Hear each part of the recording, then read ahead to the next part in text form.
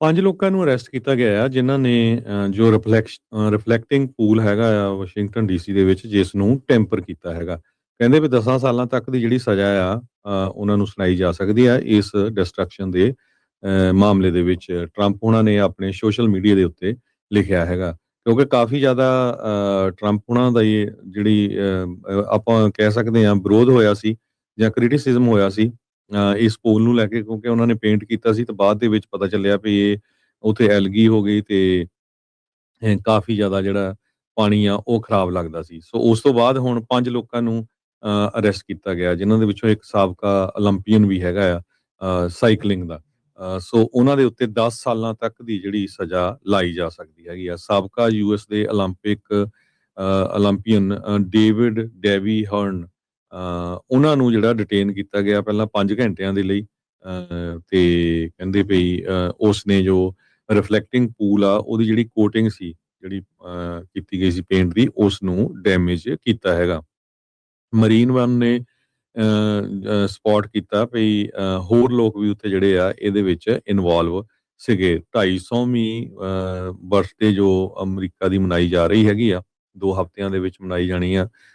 ਸੋ ਉਹਦੇ ਸੰਬੰਧ ਦੇ ਵਿੱਚ 300 ਫੁੱਟ ਲੌਂਗ ਗੈਸ਼ ਇਹ ਜਿਹੜਾ ਪੂਲ ਹੈਗਾ ਰਿਫਲੈਕਟਿੰਗ ਪੂਲ ਉਹਦੇ ਉੱਤੇ ਪੇਂਟ ਕੀਤਾ ਗਿਆ ਸੀ ਤੇ ਨਵਾਂ ਪਾਣੀ ਪਾਇਆ ਗਿਆ ਸੀ ਤੇ ਮੁੜ ਕੇ ਹੁਣ ਕਹਿੰਦੇ ਵੀ ਕੈਮੀਕਲ ਉਹਦੇ ਚ ਪਾਏ ਗਏ ਆ ਜਿਹਦੇ ਕਰਕੇ ਸਾਰਾ ਕੁਝ ਡੈਮੇਜ ਹੋਇਆ ਹੈਗਾ ਆ। ਇਹ ਜੋ ਟਰੰਪ ਐਡਮਿਨਿਸਟ੍ਰੇਸ਼ਨ ਆ ਉਹ ਕਹਿ ਰਿਹਾ ਹੈ। ਇਸ ਤੋਂ ਬਿਨਾਂ ਇੱਕ 8647 ਟਰਮ ਵੀ ਬਾਹਰ ਪਾਰਕ ਦੇ ਵਿੱਚ ਜਿਹੜੀ ਆ ਯੂਜ਼ ਕੀਤੀ ਗਈ ਸੀ। 86 ਜੋ ਮੰਨੇ ਜਾਂਦੇ ਹੈਗੇ ਆ ਵੀ ਟਰੰਪ ਉਹਨਾਂ ਦੇ ਸੰਬੰਧ ਦੇ ਵਿੱਚ ਤੇ 47 ਜੋ ਪ੍ਰੈਜ਼ੀਡੈਂਟ ਹੈਗੇ ਆ।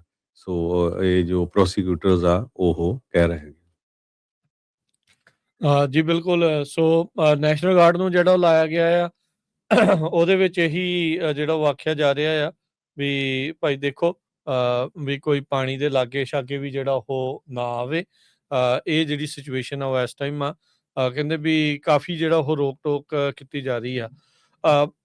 ਜਿਹੜੇ ਸਾਇੰਟਿਸਟ ਆ ਜਾਂ ਦੂਜੇ ਆ ਉਹ ਕਹਿ ਰਹੇ ਆ ਵੀ ਜਦੋਂ ਤੁਸੀਂ ਸਾਇੰਸ ਤੋਂ ਪਰੇ ਹੋ ਕੇ ਗੱਲ ਕਰੋਗੇ ਵੀ ਗਰਮੀ ਹੈਗੀ ਆ ਥੱਲੇ ਤੁਸੀਂ ਪੇਂਟ ਕਰਤਾ ਉਹਦੇ ਨਾਲ ਗਰਮ ਜ਼ਿਆਦਾ ਹੋ ਗਿਆ ਪਾਣੀ ਤੇ ਐਲਗੀ ਜਿਹੜੀ ਉਹਦੇ ਕਰਕੇ ਵੱਧ ਗਈ ਆ ਤੇ ਜਦੋਂ ਕਹਿੰਦੇ ਵੀ ਤੁਸੀਂ ਉਸ ਤੋਂ ਦੂਰ ਹੁੰਦੇ ਆ ਤਾਂ ਫਿਰ ਇਦਾਂ ਦੀਆਂ ਚੀਜ਼ਾਂ ਜਿਹੜੀਆਂ ਉਹ ਵਾਪਰਦੀਆਂ ਆ। ਸੋ ਹੁਣ ਇਹ ਦੇਖਣਾ ਹੋਊਗਾ ਹਰਜੋਤ ਸਿੰਘ ਜੀ ਵੀ ਪਰ ਇਹ ਆ ਵੀ ਇਸ ਸਾਰੀ ਚੀਜ਼ ਦੇ ਵਿੱਚ ਵੈਂਡਲਿਜ਼ਮ ਦਾ ਜਿਹੜਾ ਉਹ ਨਾਂ ਲਾ ਕੇ ਲੋਕਾਂ ਨੂੰ ਗ੍ਰਿਫਤਾਰ ਕੀਤਾ ਜਾ ਰਿਹਾ ਆ ਤੇ ਨੈਸ਼ਨਲ ਗਾਰਡਸ ਨੂੰ ਉਸ ਰਿਫਲੈਕਟਿੰਗ ਪੂਲ ਦੇ ਆਲੇ ਦੁਆਲੇ ਖਿਲਾਰਿਆ ਜਿਹੜਾ ਉਹ ਗਿਆ ਹੈਗਾ ਆ। ਸੋ ਇਹ ਜਿਹੜੀ ਸਿਚੁਏਸ਼ਨ ਚੱਲ ਰਹੀ ਆ ਬੀਤੇ ਦਿਨਾਂ ਦੇ ਵਿੱਚ ਟਰੰਪ ਉਹਨਾਂ ਨੇ ਆਪਣੀਆਂ ਪਾਵਰਸ ਨੂੰ ਲੈ ਕੇ ਇੱਕ ਤਾਨਾਸ਼ਾਹ ਦੇ ਵਾਂਗੂ ਗੱਲ ਜਿਹੜੀ ਉਹ ਕੀਤੀ ਸੀ। ਉਹ ਇਹ ਕਹਿੰਦੇ ਸੀਗੇ ਵੀ ਮੇਰੀ ਪਾਵਰ ਦੀ ਕੋਈ ਲਿਮਿਟ ਨਹੀਂ ਹੈਗੀ ਜਦ ਕਿ ਅਮਰੀਕਾ ਦੇ ਵਿੱਚ ਇਹ ਮੰਨਿਆ ਜਾਂਦਾ ਵੀ ਚਾਹੇ ਐਗਜ਼ੈਕਟਿਵ ਆ ਚਾਹੇ ਕੋਈ ਆ ਹਰ ਇੱਕ ਬ੍ਰਾਂਚ ਦੀ ਆਪੋ ਆਪਣੀ ਜਿਹੜੀ ਉਹ ਪਾਵਰ ਆ ਉਹਨਾਂ ਦੀਆਂ ਤਾਕਤਾਂ ਜਿਹੜੀਆਂ ਅਥਾਰਟੀਜ਼ ਆ ਉਹ ਤੈਅ ਹੋਈਆਂ ਆ। ਪਰ ਟਰੰਪ ਹੁਣੀ ਉਸ ਤੋਂ ਪਾਰ ਜਾਣ ਦੀ ਜਿਹੜੀ ਕੋਸ਼ਿਸ਼ ਵੀ ਨਾਲ ਦੇ ਨਾਲ ਕਰ ਰਹੇ ਆ। ਪਰ ਇਹ ਆ ਵੀ ਰਿਫਲੈਕਟਿੰਗ ਪੂਲ ਵਾਲਾ ਮੁੱਦਾ ਜਿਹੜਾ ਖਾਸਾ ਇਹਨਾਂ ਨੂੰ ਇਸ ਟਾਈਮ ਸਾਂਭਣ ਨੂੰ ਵਕਤ ਜਿਹੜਾ ਆ ਉਹ ਲੱਗ ਰਿਹਾ ਹੈਗਾ।